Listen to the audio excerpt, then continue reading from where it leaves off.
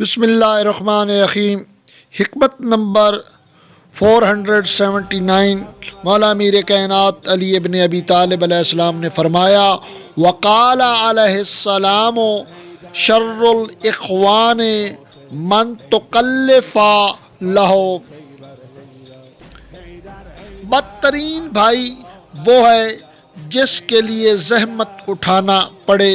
سید رضی کہتے ہیں کہ یہ اس لیے کہ مقدور سے زیادہ تکلیف رنج اور مشقت کا سبب ہوتی ہے، اور جس بھائی کے لیے تکلیف کیا جائے اس سے لازمی طور پر زحمت پڑے گی، لہذا وہ برا بھائی ہے۔ اور حاشیے میں اس کے بارے میں سید رضی لکھتے ہیں کہ جس دوست کی بنیاد محبت خلوص پر ہو وہ رسمی تکلفات سے بے نیاز کر دیتی ہے، اور جس دوستی کے سلسلے میں تکلفات کی ضرورت محسوس ہو وہ دوستی خام، اور ایسا دوست سچا دوست نہیں سمجھا جا سکتا، کیونکہ سچی دوستی کا تقاضا یہ ہے کہ دوست کے لیے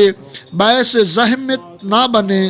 اگر زحمت کا باعث ہوگا تو وہ ذلت، رسوا اور تکلیف دہ ہوگا اور تکلیف دہ ثابت ہوگا، اور یہ عذار رسائی اس کے بدترین دوست ہونے کی علامت ہے۔